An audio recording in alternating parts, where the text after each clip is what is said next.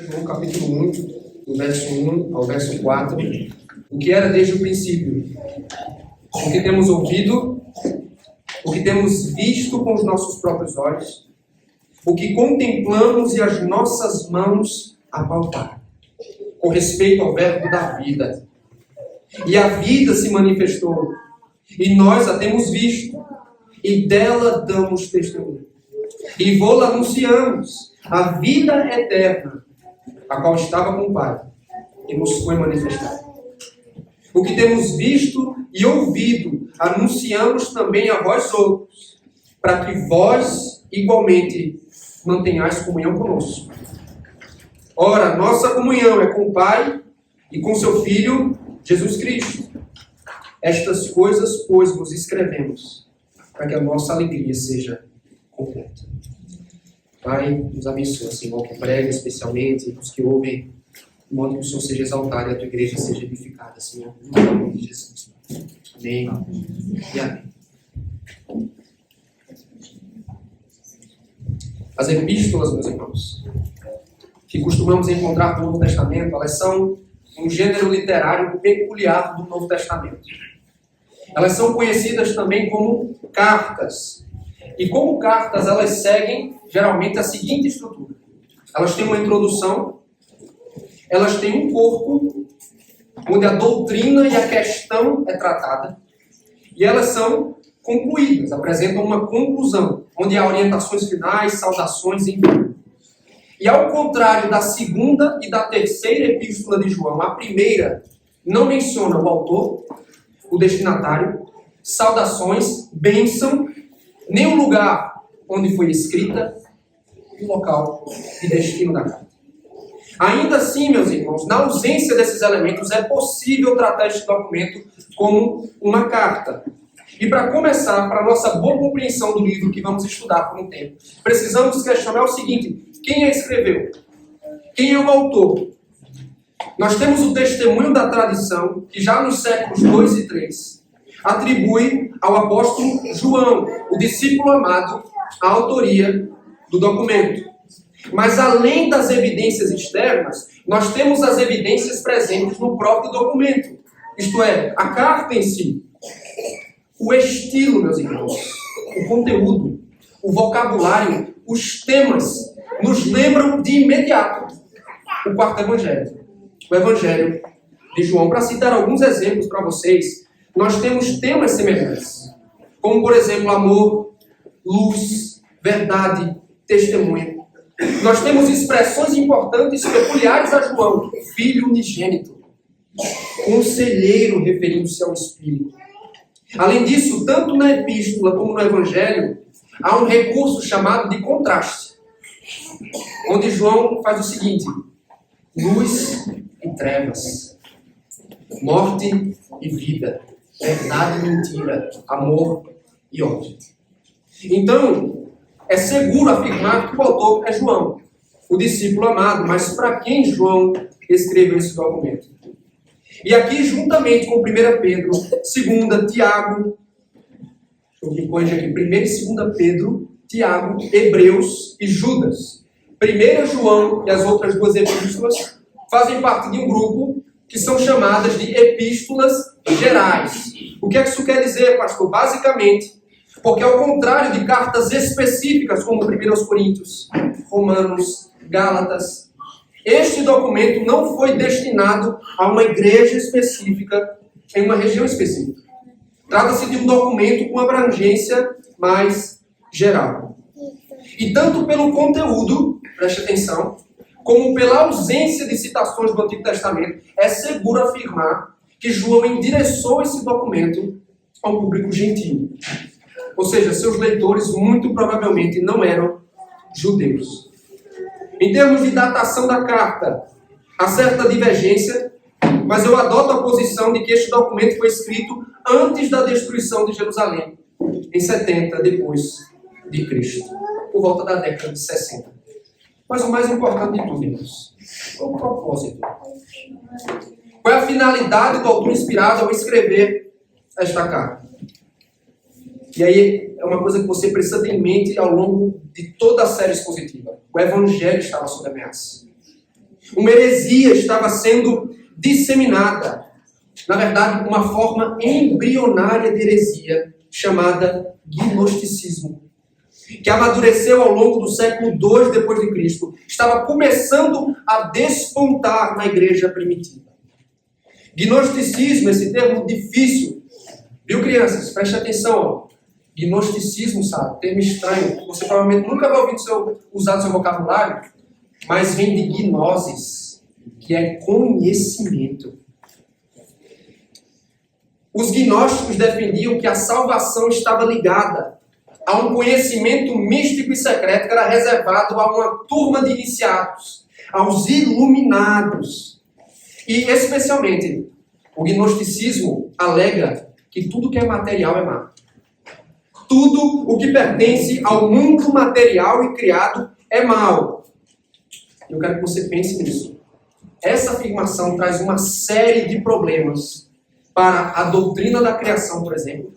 Quando diz lá no Gênesis que viu Deus que tudo que ele criou era bom. O gnosticismo alega, o mundo material é mal. Mas pensando em 1 João, para a doutrina da encarnação.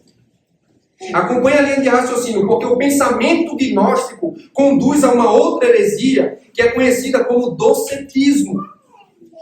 E esse termo vem de uma palavra grega que significa parecer. Parece, mas não é. E o que é que eles ensinavam? Que Jesus apenas parecia homem, mas não o era de fato. Sua humanidade era apenas uma aparente humanidade, não uma humanidade genuína. Logo, se a matéria é má e o espiritual é bom, alegavam os docéticos, como pode o Deus Altíssimo habitar em carne e osso? Porque a matéria é má. Então, Jesus tinha uma aparente humanidade. E tudo indica que é essa heresia que João está combatendo ao longo da carta, especialmente quando lá no capítulo 4 ele afirma assim: nisto reconheceis o Espírito de Deus. Todo espírito que confessa que Jesus Cristo veio em carne é de Deus. Então, irmãos, defender a realidade da encarnação significa proteger o Evangelho, mas também como deve ser a vida no Evangelho. Porque enquanto defende o Evangelho, João revela como deve ser a vida dos que foram alcançados pelo Evangelho, transformados pelo Espírito de Deus. Mas na noite de hoje, eu quero, no prólogo de João, nos 4 primeiros versos, eu quero apresentar a vocês o seguinte tema. Eu quero que vocês guardem esse tema com vocês. O tema é em defesa da encarnação de Cristo. Em defesa da encarnação de Cristo. O que João nos ensina no prólogo da carta. E nesses 4 primeiros versos há 2 ideias fundamentais e que serão devidamente desenvolvidas ao longo da carta. Que são, a começar, versos 1 e 2. O testemunho da manifestação histórica do verbo da vida. O testemunho acerca da manifestação histórica do verbo da vida. E eu quero uma vez mais que você volte seus olhos para o verso de número 1, quando o apóstolo diz: o que era desde o princípio, o que temos ouvido, o que temos visto com os nossos próprios olhos, e que contemplamos e as nossas mãos apalparam, com respeito ao verbo da vida. Sem apresentação, sem saudação, João vai direto ao ponto. E se você é um leitor de Bíblia, você notou que suas palavras iniciais se assemelham muito ao princípio do Evangelho de João. O princípio era o verbo. Mas eu preciso chamar a sua atenção e dizer o seguinte: não indica necessariamente que os 2 princípios são a mesma coisa. Muito provavelmente são coisas diferentes. Pois no Evangelho de João fica claro que o apóstolo expõe a eternidade do verbo. Aqui na carta, como é seu costume, ele tem em mente, queridos, o princípio do Evangelho. Porque a expressão que era desde o princípio, na língua grega, está no gênero neutro. O que significa que ele não está se referindo à pessoa necessariamente, mas ao conteúdo da mensagem, ainda que Cristo seja o centro do Evangelho. Ou seja, João está dizendo mais ou menos o seguinte: o Evangelho, a mensagem que vocês têm ouvido desde o princípio, a mensagem que vos tem sido anunciada. E aí, daí em diante, o apóstolo parte para validar sua autoridade apostólica, a autoridade do seu testemunho. Se você prestou atenção, você notou que ele usa o tempo plural nos versos 1 e 2. Ora, é uma pessoa escrevendo no plural. Por que ele faz isso? João está colocando, meus irmãos, a si mesmo, junto com seus companheiros apóstolos, numa categoria separada. Na categoria de testemunhas oculares do Evangelho. Ele está estabelecendo sua autoridade para tratar do assunto sobre o fato de que, em primeira mão, juntamente com os outros 11, ele caminhou 3 anos com o Verbo encarnado. E uma vez que sua intenção é defender a encarnação como um fato, perceba a linguagem cirúrgica que ele usa. Ouvimos, vimos, contemplamos e apalpamos. Você precisa saber que ele está sendo intencional o tempo todo. Suas palavras são cuidadosamente escolhidas à luz da heresia do docetismo. Então veja, João apela aos sentidos humanos, à experiência dos apóstolos, para afirmar, não, Jesus não tinha apenas a aparência de humanidade, ele era homem de fato e de verdade. E para começar, ele diz, eu e os demais o ouvimos, nós ouvimos com nossos próprios olhos. Eles não tiveram contato, queridos, com o mero Espírito que lhes falou. Eles ouviram suas palavras e ensinos e testemunharam as suas obras. Mas além, ele diz que o contemplou.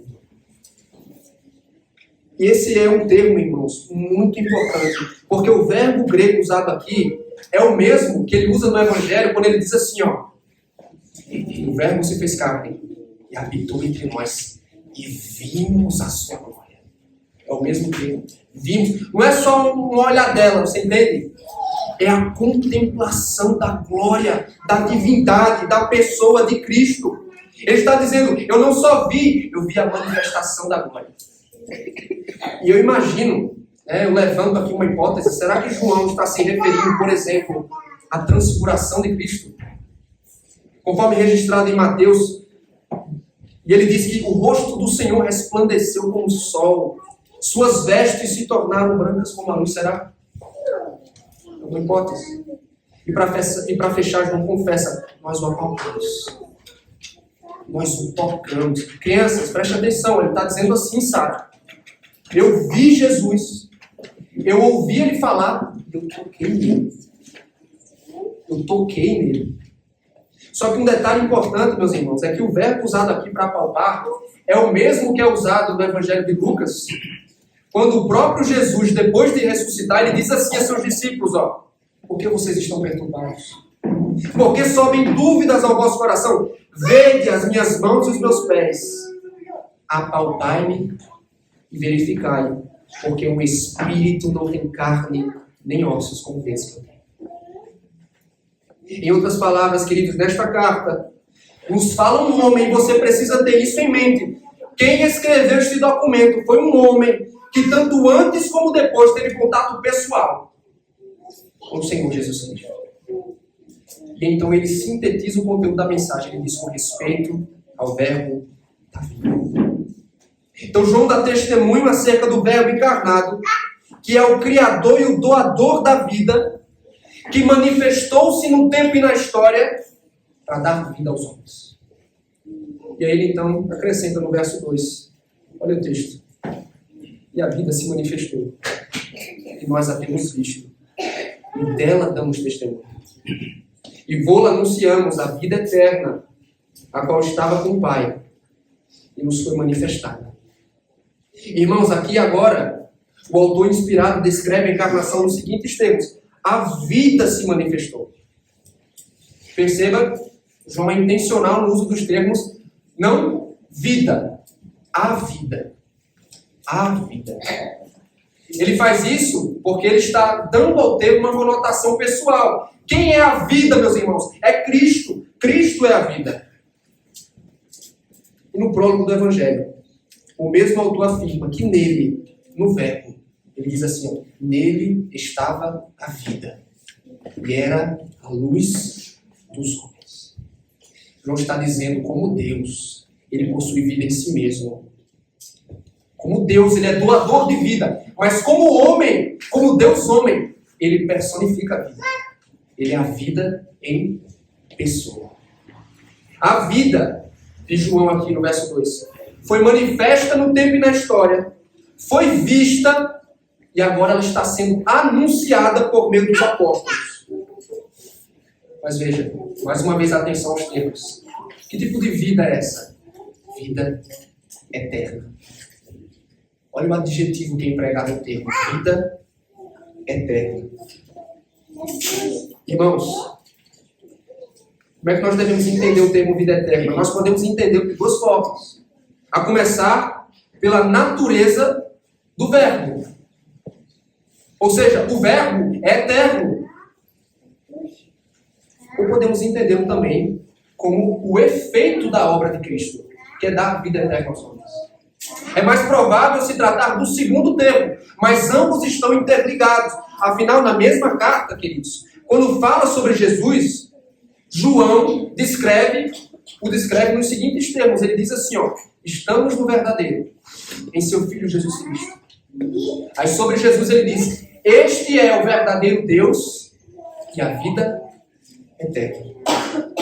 Cristo é descrito como a vida eterna. Mas ao longo de todo o Evangelho, bem como na Epístola, vida eterna é também o benefício dado aos pecadores por meio da obra de Cristo. Por exemplo, em João 3,16 é dito, porque Deus amou o mundo de tal maneira que deu o seu Filho unigênito para que todo o que nele crê não pereça, mas tenha vida eterna. Em João 3,36, mais à frente, porque ele diz, por isso quem crê no Filho tem vida eterna. No capítulo 5, quem ouve minha palavra, crê naquele que me enviou, tem vida eterna. E na epístola, ele usa a mesma linguagem do Evangelho, quando ele diz, no capítulo 5, e o testemunho é este: Deus nos deu vida eterna. Esta vida está no seu Filho. Aquele que tem um filho tem a vida. Aquele que não tem o Filho de Deus não tem a vida. Logo, meus irmãos, João coloca-se aqui como testemunha da realidade mais gloriosa. Eu quero que você preste muita atenção para tentar visualizar a glória que é essa realidade. Ele se coloca como testemunha do fato mais encantador e estupendo da história, o verbo da vida. A vida eterna, que estava com Deus no princípio e era Deus, tornou-se visível, audível, palpável. Ninguém jamais viu a Deus. Mas os olhos humanos contemplaram a glória de Deus revelada no Deus unigênito. O Deus transcendente, elevado, que habita em lugar inacessível, se fez tocável, se fez acessível, tomou sobre si corpo humano e se permitiu ser tocado por suas criaturas.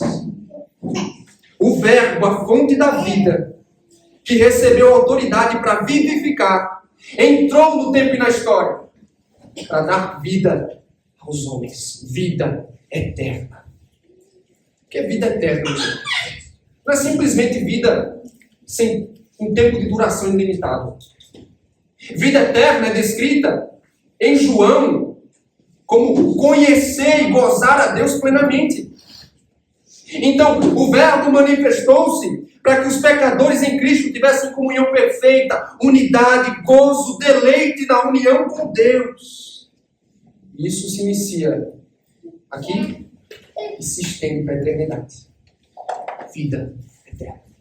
João está dizendo, eu sou testemunho ocular desse evangelho. Nós estamos meditando no tema em defesa da encarnação de Cristo. Primeiro nós vimos o testemunho da manifestação histórica do Verbo da vida. Em segundo e último lugar, eu quero apresentá-los a comunhão na mensagem do Evangelho. Versos 3 e 4. A comunhão na mensagem do Evangelho. Não está fácil para guardar, né? Comunhão na mensagem do Evangelho. Então, queridos, a partir daqui, João anuncia abertamente qual é a intenção dele com a carta. Ele diz assim no verso 3: o que temos visto e ouvido, anunciamos também a vós outros, para que vós igualmente mantenhais comunhão conosco. Ora, nossa comunhão é com o Pai e com seu Filho Jesus Cristo. Antes de tudo, perceba como João é insistente. Ele volta a apelar aos sentidos. Ele fala mais uma vez, eu ouvi. Essa é a terceira vez na carta que ele diz que viu. E a segunda que ele alega ter ouvido. Por que ele está repetindo tantas vezes, irmãos? Porque com a repetição, ele quer destruir a suspeita que é levantada pelo docetismo contra a humanidade real de Cristo. Está dizendo, estou testemunhando acerca de um homem real, um homem de verdade. Acima de tudo, João tem um propósito específico através do seu testemunho, que é comunhão com ele e com os apóstolos, comunhão com o Pai, com o Filho. Vamos por parte aqui, a começar pelo termo em si. Comunhão, queridos, é um termo ausente nos escritos de João. Nós não encontramos essa palavra koinonia, por exemplo, no Evangelho. No entanto, porque o termo não aparece, não significa que o conceito ou a ideia esteja ausente. Ela está lá. Eu vou provar para vocês com 2 exemplos. Né? No capítulo 13 de João, é descrito o lavar de pés dos discípulos. Né? O Senhor Jesus lavou os pés dos seus discípulos. E aquele ali é um sinal claro da comunhão. E Pedro, né, como sempre Pedro, ele diz, não, Senhor, não pode, o Senhor vai me lavar. Aí o Senhor Jesus diz assim para ele, olha, eu preciso para que tu tenhas parte comigo. Ele não está usando a linguagem da comunhão, ou seja, o termo, mas o ato em si representa a comunhão. O mesmo se dá em João capítulo 15, que é a parábola da videira e dos ramos. Ele diz assim, eu sou a videira, vocês são os ramos. Enquanto vocês estiverem em mim e eu em vocês, vocês darão fruto. O que é isso, irmãos? É a linguagem da comunhão. O mesmo na oração sacerdotal. Jesus, no capítulo 17, está prestes a entregar-se ao Calvário. E ele ora pedindo assim, Senhor, Pai, que aqueles que vão crer em mim no futuro, que eles experimentem, olha só o que Jesus pede, a mesma unidade que há entre o Pai e o Filho. Que eles tenham comunhão. Então, o termo está ausente, mas a ideia, ela se faz presente. Então, ele diz assim, para que vocês tenham comunhão conosco.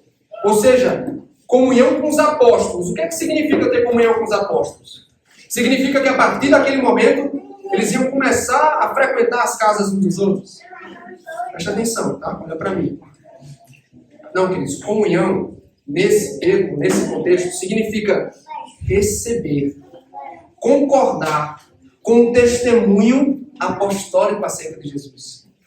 Comunhão com os apóstolos é aderir e abraçar o que os apóstolos ensinaram na condição de enviados de Jesus. Pois uma vez que João, Pedro e os demais foram testemunhas oculares do ministério e da obra do Messias, o ensino apostólico tem que ser recebido com autoridade. Ou seja, comunhão, biblicamente falando, não é algo sentimental, subjetivo.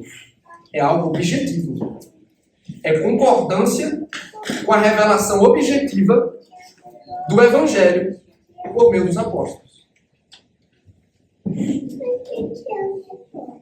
E a comunhão com o ensino dos apóstolos é um meio para você ter comunhão com o Pai e com o Filho. Me parece, meus irmãos, que João tem um desejo ávido para que seus leitores participem dessa comunhão. Note, este não é um privilégio restrito aos iluminados, aos iniciados, como ensinavam os gnósticos, não. Essa é uma dádiva dada pela graça aos que recebem o evangelho dos apóstolos com fé. E aí aqui eu vou usar o termo do reformador João Calvino, quando ele diz assim, ó, João está animado para que seus leitores participem do bem inestimável. Que eles tomem parte no bem supremo. Afinal de contas, irmãos, comunhão com o Pai e com o Filho é sinônimo de vida eterna. É sinônimo de salvação, de unidade com Deus. Então, somente ao receber o testemunho de Cristo por meio dos apóstolos, é que você pode desfrutar a união real com a divindade. Ele conclui no verso 4, dizendo, estas coisas nos escrevemos, para que a nossa alegria seja completa. Há certa variação nos manuscritos quanto ao uso do pronome. Então, você tem manuscritos que vão trazer vossa alegria, como se João estivesse tratando da alegria dos leitores, e alguns, e portanto algumas traduções, apresentam a nossa, como é o caso da versão que usamos aqui, a revista atualizada, descrevendo a alegria dos apóstolos. E esse é um dos casos, meus irmãos, onde a variação dos manuscritos e, portanto, variação de tradução não interfere em absolutamente nada no conteúdo da mensagem. Pois sendo um ou outro, as alegrias estão interligadas. A alegria dos apóstolos, ou seja, a alegria de João e dos demais em saber que eles estão andando no ensino de Cristo, ele está dizendo, olha, isso vai me fazer feliz. Isso vai completar minha alegria, saber que vocês estão firmes no Evangelho, conforme foi entregue pelo Senhor Jesus. E aí aqui eu quero concluir fazendo algumas aplicações à igreja. Preste atenção, por favor. Primeira aplicação. O cristão entenda que a sua fé, ela é confiável. Permita usar essa redundância aqui. Sua fé, ela é abundante em crédito. Como assim, pastor? Meu irmão, nós temos em nossas mãos aqui o documento antigo mais confiável. O documento que resiste a todas as acusações, que sobrevive à investigação dos críticos e que ainda assim não perde sua relevância. A Escritura Sagrada. Nós temos aqui, como diz o Catecismo Maior da nossa igreja, um documento majestoso, puro em seu conteúdo, harmônico, sem contradição alguma em seu conteúdo. E, para os propósitos da carta, nós temos um documento que é investigável, que é respaldado em fato e história. Toda a Escritura, irmãos, especialmente esses relatos históricos, o caso do Evangelho, essa porção específica de João, onde ele alega ser uma testemunha ocular, ele está dizendo, ou ele está fundamentando o documento sobre o testemunho e a experiência de uma pessoa que viveu com o Senhor Jesus. Eu quero chamar a atenção para um detalhe. Nós não estamos falando simplesmente de fanáticos religiosos, de pessoas que se entusiasmaram, que se animaram com uma religião passageira. Nós estamos falando de pessoas que foram martirizadas em defesa das verdades que foram aqui registradas. Meus irmãos, nós estamos diante de um documento extremamente confiável. Nós somos adeptos de uma fé, de uma religião completamente confiável do ponto de vista histórico e factual. Jovem, preste atenção, escuta uma coisa. Olha para mim agora. Não acredite nas tolices e na suposta sabedoria mundo afora dos entendidos e iluminados que levantam toda sorte de objeção ao cristianismo, porque a sua fé tem respaldo histórico e factual. E é claro, meus irmãos, nós não vamos ganhar pessoas para o Evangelho com apologia. Sabe por quê? Porque a evidência em si, ela não tem poder salvador. A evidência em si, ela não tem poder para convencer uma pessoa. Tanto que no Evangelho de João, capítulo 12, é dito assim, ó, que Jesus, mesmo tendo feito muitos sinais, é dito sobre os judeus, não creram em seu nome. Então não se preocupe quanto àqueles que, mesmo diante das evidências, das abundantes evidências, eles insistem em permanecer em dureza de coração, porque é somente o Espírito que pode persuadir e convencer alguém que está na ignorância e no erro. A verdade. Mas eu quero que você entenda isso. Eu encorajo a aprofundar-se na sua fé. O respaldo histórico do cristianismo, na confiabilidade das Escrituras Sagradas. Segundo lugar, eu quero chamar a sua atenção para a importância da doutrina da encarnação para a fé cristã. Você não precisa me responder, obviamente. Mas eu quero que você pense, quem foi que disse essa expressão? Foi isso mesmo que Deus disse. Você sabe quem falou isso? Foi isso mesmo que Deus disse. Meus irmãos, desde a queda, Satanás ele usa uma estratégia sutil, destrutiva, perigosa, que é confundir a verdade com o erro. Confundir a verdade. E isso especialmente se tratando da doutrina de Cristo. Porque como ele não conseguiu frustrar o nascimento do descendente da mulher, sua estratégia e sua tática agora mudaram. Sua tática é confundir a doutrina, a verdade acerca da pessoa bendita de Jesus. Se você estudar um pouco a história da igreja, você vai perceber que o maior número de controvérsia foi em torno da pessoa de Cristo. Os hereges levantados por Satanás, ora atacavam a divindade do Filho, dizendo, ele não é Deus, ele é só uma criatura de Deus, ele é a primeira criatura de Deus. Foi o que ensinou o arianismo. Ora, eles atacavam a humanidade real, dizendo assim, ele não foi verdadeiro homem, porque sua natureza humana foi diluída, foi absorvida pela natureza divina. E ainda nos nossos dias, nós temos seitas, como os Testemunhos de Jeová, outros que obscurecem a verdade revelada sobre o Redentor. E eu quero chamar a sua atenção para um detalhe muito importante. Meus irmãos, a encarnação é um dos pilares do Evangelho. Porque é a encarnação do Verbo que torna a salvação possível. Se você colocar em xeque a humanidade perfeita, real e impecável do Salvador, você vai ruir completamente o edifício sobre o qual, o fundamento sobre o qual é construída a salvação. O edifício vai ruir se você atacar a humanidade da pessoa do Salvador, Jesus Cristo. Afinal, a Escritura é clara quando registra que o Messias é nascido de mulher. Ele é alguém com necessidades humanas reais, sede, fome, cansaço, dor. Além do mais, o autor aos Hebreus, ele revela que a perfeição e o sacerdócio da obra de Jesus está no fato de que ele era homem. Ele se compadece de você. Diz assim, nós não temos um sacerdote que não possa compadecer. Por quê? Porque ele é semelhante a nós. Sua diferença é que ele é sem pecado. O apóstolo Paulo enfatiza: há um só Deus. Há um só mediador entre Deus e os homens, Cristo Jesus. Homem. Cristo Jesus, homem. Só há comunhão com Deus em Cristo Jesus. Só há acesso a Deus em Cristo, que foi e continua a ser Deus e homem. Em duas naturezas, mas uma só pessoa para sempre. Meus irmãos, é a encarnação do Verbo que torna possível a sua redenção.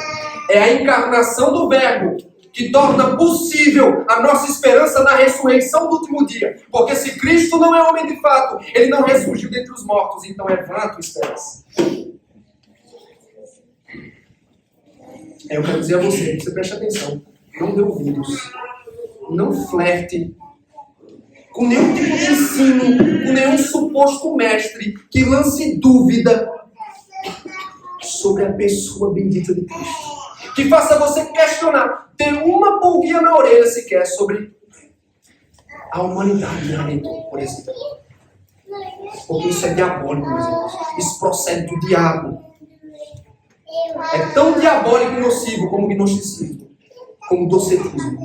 que são combatidos aqui. Então tome cuidado com o que você ouve, de quem você aprende, o que você consome, o que você lê. Crianças, preste atenção. Caleb. O Caleb. Eu vi olho em tu, hein? Eric. Isabela. Crianças, preste atenção, viu, Maria? É difícil de explicar logicamente, né? de explicar para vocês com todos os detalhes. Mas há uma coisa, Cecília, que você precisa crer de todo o seu coração. É que nós temos um Salvador, Jesus. Esse Salvador, ele é Deus e homem.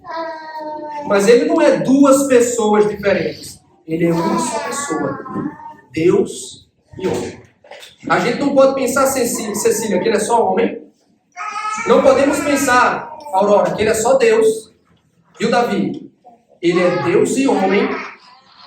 Uma só pessoa. Isso é o que vocês precisam saber agora. Quando vocês forem crescendo, vocês vão compreender um pouco melhor. Tá bom? Terceiro lugar.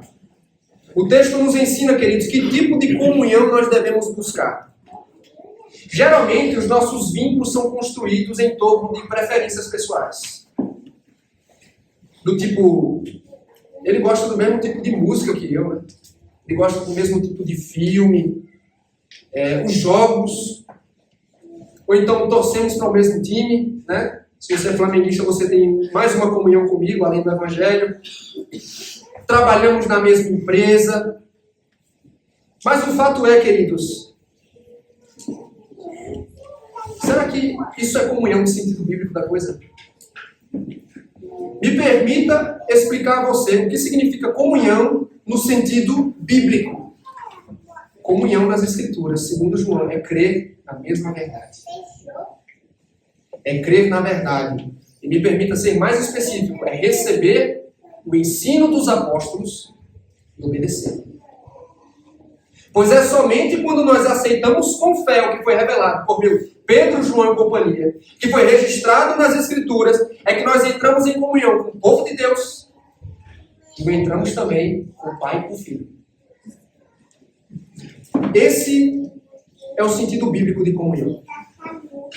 E aí me permita questioná-lo.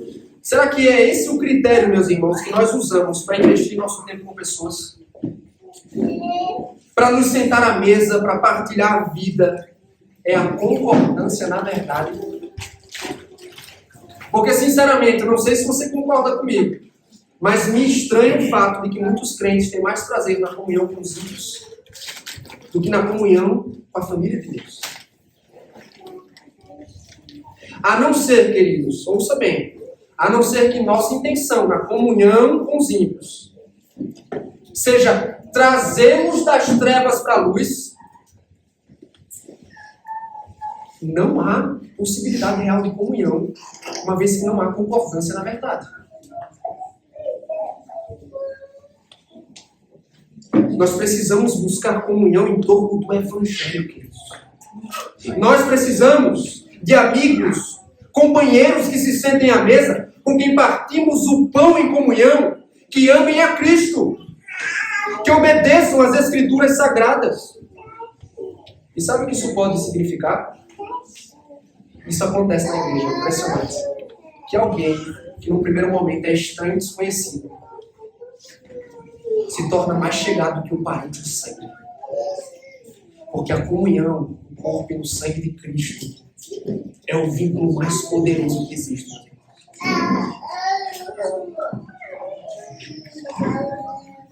Esta é uma aplicação importante para você pensar sobre a amizade. Para nós pensarmos sobre a amizade. Jovens, olhem para mim, especialmente vocês. Quem são seus companheiros e amigos mais chegados? Qual é o critério que você usa para sentar-se à mesa em comunhão com alguém? É a verdade? Porque como crente você foi chamado a ter comunhão na verdade. Por fim, eu convido a crer no verbo da vida, para que você tenha vida eterna. Eu convido a crer. Talvez você tenha ouvido a mensagem, você se deu conta de que não possui comunhão com o Pai e com o Filho, mas você deseja ter. O que precisa fazer? Creia no Evangelho ensinado pelos apóstolos, registrado na Bíblia Sagrada, que diz: o Verbo encarnado manifestou-se na história. Viveu perfeitamente e morreu na cruz do Calvário para que pecadores como eu e você tivéssemos vida eterna. Creia na pessoa bendita de Jesus e você será salvo. Mas será que é só isso mesmo, pastor? Não tem nada mais que eu possa fazer? Será que eu não consigo dar nenhum tipo de contribuição para a minha salvação? Não, meu querido. Porque o evangelho ensinado pelos apóstolos é um evangelho de graça. Tudo que um pecador precisa para ser completamente redimido já foi feito na pessoa e na obra de Jesus Cristo. Portanto, dê ouvidos ao evangelho. Dê ouvidos a Cristo quando ele disse: quem ouve a minha palavra, crê naquele que me enviou, tem a vida eterna. Nesse Cristo você pode ter segurança de vida eterna e comunhão aqui, agora, se você crê no nome dele. Mas aí talvez você levante uma objeção: mas como é que eu vou ter segurança, pastor? Eu não posso ver, eu não posso ouvir, eu não consigo tocar em Cristo como João fez. Como é que eu posso ter certeza e segurança? E aí, veja que maravilha. De fato, nós não temos a mesma experiência, não teremos a mesma experiência de João e dos demais. Mas Jesus não nos deixou desprovidos. Ele nos deu, irmãos, os sacramentos. Se você entender a glória dos sacramentos, você nunca mais vai negligenciá-los. E eu vou parafrasear um teólogo quando ele diz assim, ó: Deus conhece a fraqueza da nossa fé. Ele entende que é difícil para nós que somos carnais entender as realidades espirituais. Então o que é que ele faz? Ele providencia sinais materiais que nos ajudem a contemplar realidades espirituais. No sacramento, Deus faz como o pai faz com o filho, né? A gente não fala formalmente, tecnicamente com o nosso filho. Nós nos acomodamos à capacidade dele. Então, no sacramento, Deus, como um pai, ele se acomoda à nossa capacidade. E ele fala nos nossos sentidos. O que é que João disse aqui? Preste atenção. Ele disse: eu vi, eu ouvi, eu contemplei, eu toquei. No pão, no vinho, na água. Nós vemos. Nós tocamos, nós cheiramos, nós provamos, nós ouvimos a palavra da instituição, nós vemos a água do batismo, nós vemos o pão e o vinho, nós os tocamos, nós participamos com os nossos sentidos. E por meio da participação contínua nos sacramentos, aí Deus vai nos deixando mais e mais seguros de que sua palavra é confiável e de que podemos ter certeza da sua salvação. Irmãos, Deus não nos deixa desprovidos de segurança quanto à verdade da salvação. E sempre que nós participamos com fé do sacramento, essa certeza é renovada. Crianças, prestando atenção, Sara? Sara, você quer um dia participar da ceia? Eu imagino que você quer, né? Talvez você já tenha ficado pensando assim: por que eles fazem isso, né? Já percebeu que a gente, né, Davi? Deus não aparece aqui. Né? Só tem um pastor aqui na frente o tempo todo, né?